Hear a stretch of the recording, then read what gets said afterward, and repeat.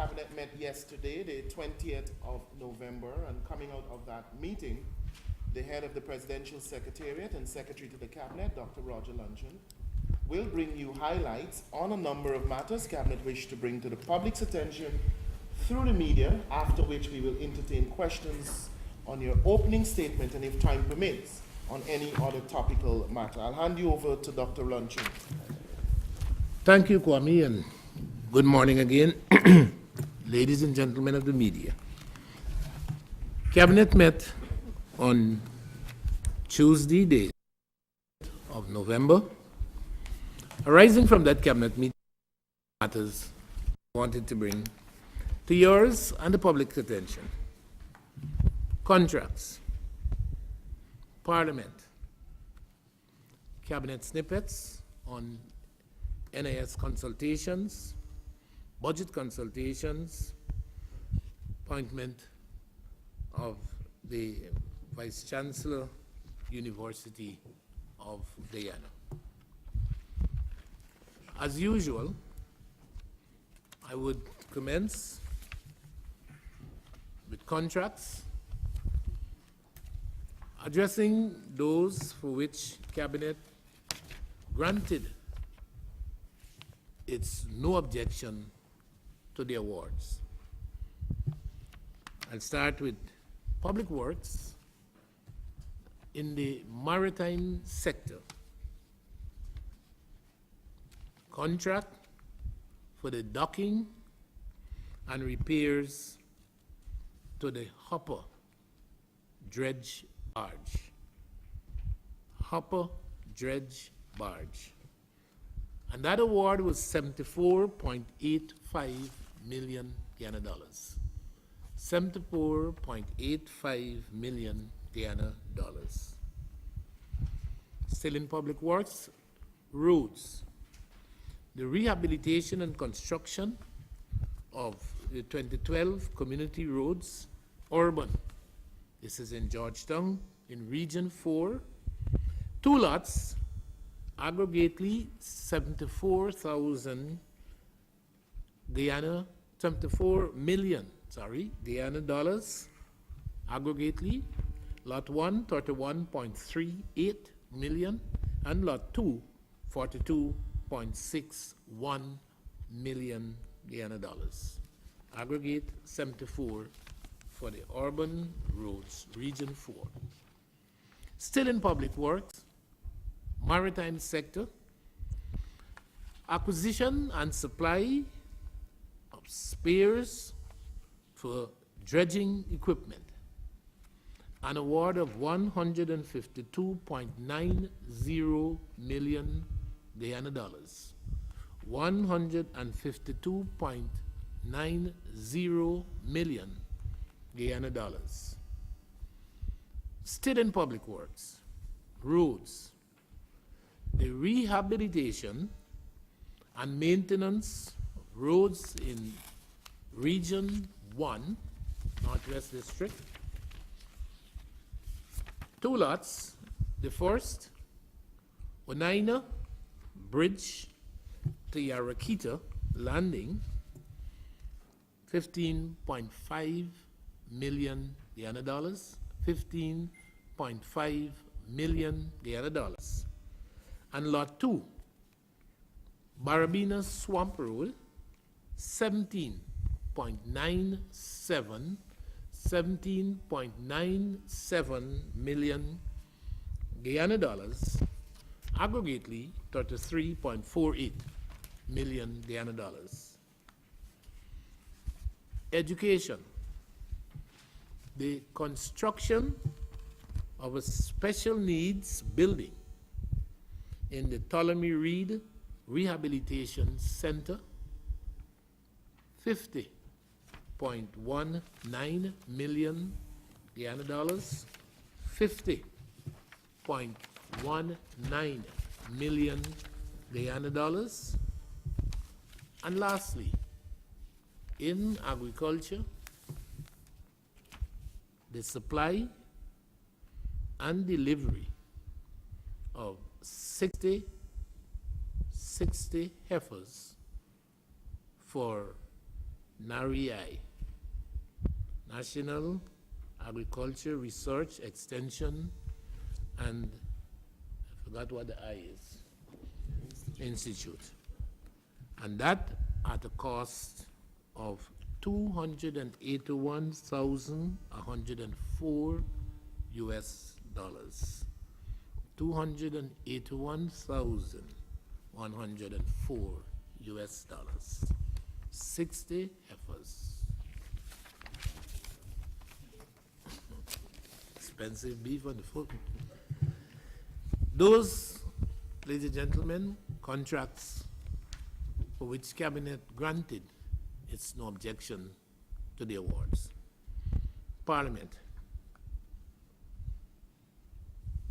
It is worse than uncertainty that dodges the prospects of a constructive engagement at the Thursday, November the 22nd, 2012 sitting of the National Assembly.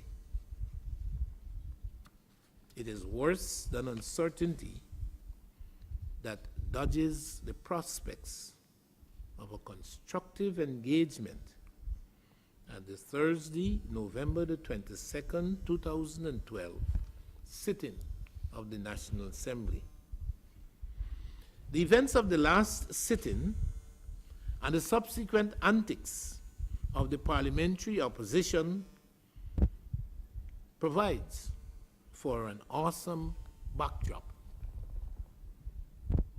While perseverance is ordinarily considered a virtue, the opposition obsession with their anti-Rohiism defies comprehension. Guineas are promised by the opposition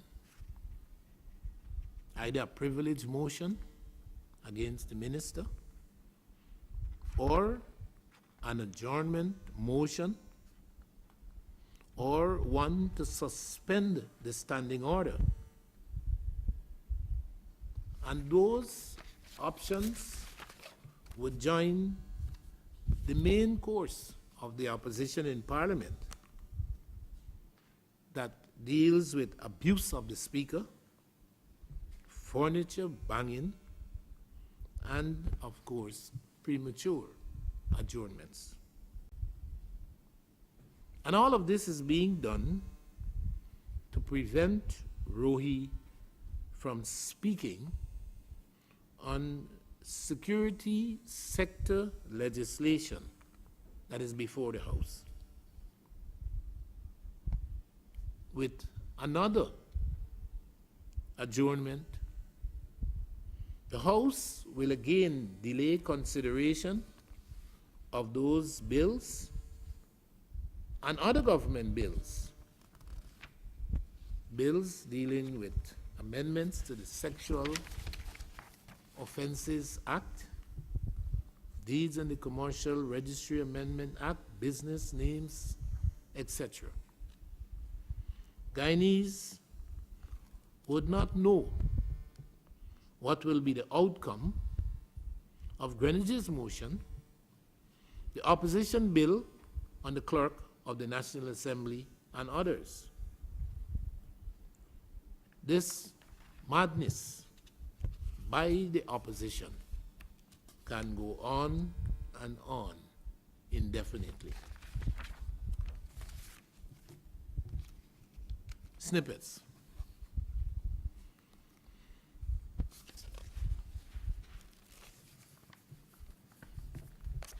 Cabinet noted the commencement of interviews for the post of the Vice Chancellor of the University of Guyana. 4 of the 19 applicants were shortlisted by the Council, and the 4 would be individually interviewed and undergo evaluations by the Council body appointed to that task. Dr. Fraser, Dr. Jaipal Singh, Dr. Muniram Budu are all Guyanese nationals, overseas tenured academics. And the fourth, Dr. Opade, Nigerian national, employed at the West University of the West Indies in Trinidad. The interview process should be concluded by the end of November 2012, and an appointment should be announced shortly thereafter. Cabinet agreed to terminate the agreement between the Government of Guyana and the Volunteer Services Overseas, VSO. You might recall this is an agreement that is seen from the United States of America. Over the years, volunteers assigned to Guyana in a number of different fields in the social sector. At the same time, the government has agreed to accept a request by CUSO International, a parallel organization with the same aims and objectives as VSO, to execute a similar agreement. CUSO will essentially, International will essentially be replacing the VSO with the provision of the same skills in the social sector. National Insurance Scheme consultations. The next phase of the consultations would be on the consideration of the 8th actuarial report of the scheme 2007 to 2011 would begin on Thursday, November the 22nd, 2012. These stakeholder consultations would be held first with the private sector bodies and with organized labor on Thursday. And then on Friday, November the 23rd, the consultations would continue with meetings with the consumers and pensioners body and with the parliamentary political parties. These sessions would be hosted by the board and management of the scheme, and it would allow stakeholders to consider the actuarial report, discuss the way forward for the national insurance scheme. Budget consultations. The parliamentary political parties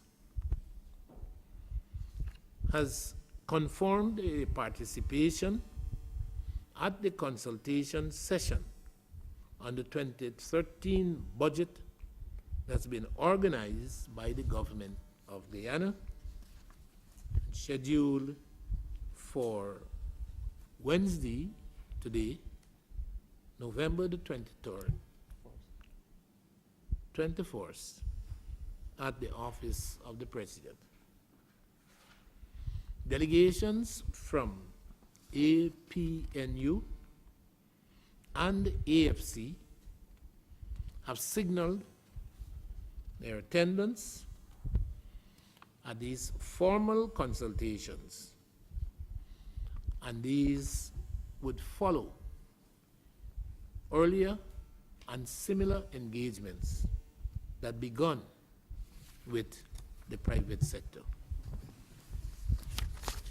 Ladies and gentlemen, those are the matters I wanted to bring to your attention for us to extend the period for questions and clarifications beyond matters I addressed in my opening statement. Thank you.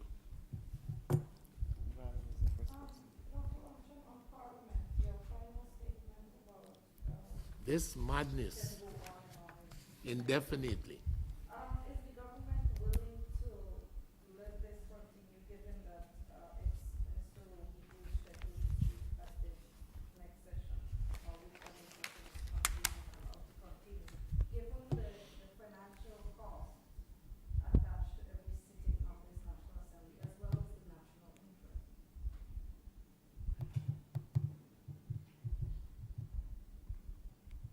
I have heard, and I must admit, that bandied around out there is a view that attempts to foist the responsibility for this situation on the government. A view that would have us believe that this entire episode, this embarrassment, is conceived, is perpetuated by this administration. It defies logic. It defies information that is available, readily and easily available, about its origins, about interventions that have been made, and as I have pointed out in my opening statement, the way in which the opposition has persevered in the pursuit of this matter. So to ask if the government is going to continue, or words to that effect, it's as though you're actually saying the government is responsible, the government has caused, and indeed that there is something that the government has lacked, has failed to do, or something that has not been done that would correct and abort this situation.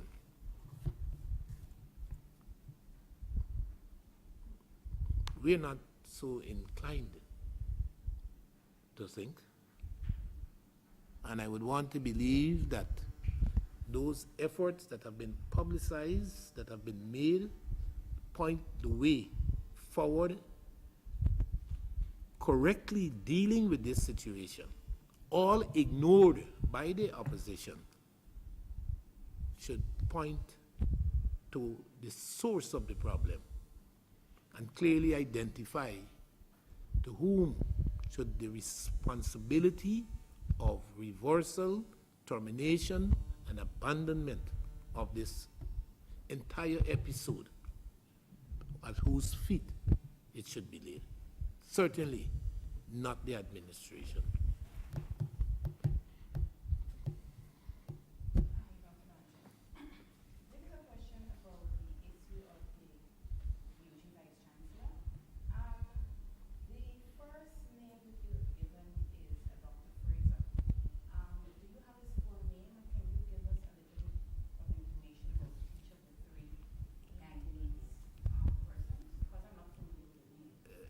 Neither am I, other than the names that were presented at Cabinet, but I'm certain that between Kwame and or Gina, the CVs well, UG, but the CVs of the 4 ranked applicants that I mentioned can be provided today. Sir, you drop the Americans with the Canadians. We didn't drop. You terminate the contract. On the request of VSO. I don't believe, and if I did by omission in my presentation, I don't believe that the administration, the government called VSO and said terminate. I believe, just like CUSO International that offered these services, VSO informed the government that they would no longer be providing these services. And when you were there was a fellow named Samad who was acting director at Burmese campus. And there is quite a few. What? Faisal Samad. Was there any relation to Was? this? Yes, it's the same thing. He was? On the, yeah. I thought he said, what He can didn't turn up for the UP graduation, but he had vested an interest in the, in the vice chancellor post, and he was one of those short. I thought, no, I gave you the 4 who were shortlisted. 4 of 19. Yeah. Oh, you thought the 19 were shortlisted from 100? No, I thought this man was, I wanted to know whether he was one of the 19. Well, I'm not, I assume he was. I would be able to confirm that. But the 4 who were shortlisted by the university council body were the 4 names I mentioned. Samad, for all intents and purposes, did not make the cut. Yes, anyone else? On the contract, Dr. Roger, the construction of special needs building at Tolman, could you say what that building is going to be about? Just as a follow-up to all of the road work, what is the status with the 4-lane highway project? Yeah, that's a good question. Which one? East Bank, East Coast? The East Coast, the latest information from the Minister of Public Works would have the contract that had been terminated being negotiated or being renegotiated with DIPCON. This is for the contract that the Public Works terminated with, we believe it was Falcon, I cannot remember Falcon, but on whatever grounds, I think quite a bit of it had to do with the client, Public Works, dissatisfaction with the quality and the pace of work being done. It was terminated and it was offered to DIPCON, and they're engaged in negotiations to execute a contract with DIPCON that had been terminated with Falcon. On the East Bank, I think much has been said in the media about the apparent delays and its relationship with the movement of utility services from the position that they currently have in the current dispensation over to the margins, to the verges of the new 4-lane highway. And those, again, have been the basis for delays, discussions with GPL, discussions with, and actually movement to litigation in the courts with GT&T, discussions with GWI, all 3 providers of utility services that would have to relocate their mains or relocate their structures out of what would now be the passageway for the four-lane highway. And I ask quickly, sir, you're holding some consultations, and you are taking to these consultations, I suppose, the recommendations by the actuary. Is it to sell the recommendations to these stakeholders, shareholders, call them what you like, or is it to get their view to further modify the recommendations by the actuary? We spoke about the way forward because this is not intended to be a talk shop. I think we all recognize the urgency in finalizing a set of measures that would ensure the financial viability of the scheme and to have agreement on its implementation. So the first responsibility of the board and management is to listen. I'm pretty certain that the main stakeholders, the four I mentioned, the private sector, organized labor, consumers, pensioners, and the parliamentary political parties, in consideration of the report that has been made widely available to the stakeholders and others, they more than likely will attend these consultations with their preferred positions. It is obvious that all of these positions cannot be entertained. Some of them more than likely would be mutually exclusive. Pensioners, consumers may very well want to see more benefits, better benefits. The private sector may have concerns about contribution rate, governance, a number of recommendations would, in essence, have to be distilled to those which are or enjoy broad consensus. And those are the recommendations that would be put to the administration after adoption by the board. So we would listen, we would take into account the efforts at consensus on the way forward, fashion and set of measures that will provide for financial viability, and those would be implemented to ensure the way forward is properly addressed. All right. Thank you very much. Dr. Cox supplied. But I would be hesitant to say unequivocally, well, you would like to have seen her among the last four? Well, she is acting in the capacity.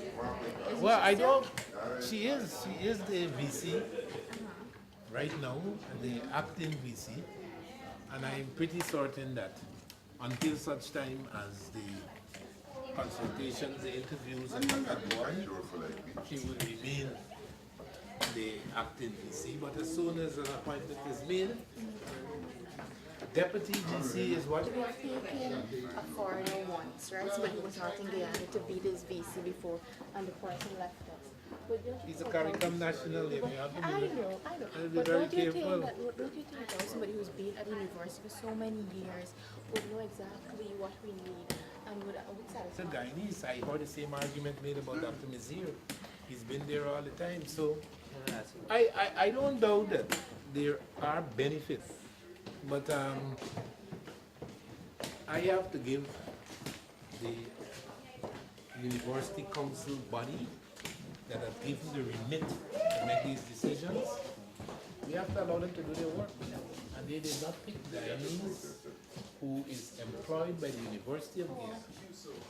They went for 3 Guyanese and 1 Nigerian to assume this important posts. Doc, you see, you would have asked, you would have made some mention about the 25 million from GT&T, and it's not going to Marriott. Who is it going? It's going into the coffers of NISL. Okay, is it That's- earmarked for anything? Not to my knowledge, we are going to have a board meeting soon, but all of the privatization proceeds, PU NISL is the first stop. That's where all the proceeds go.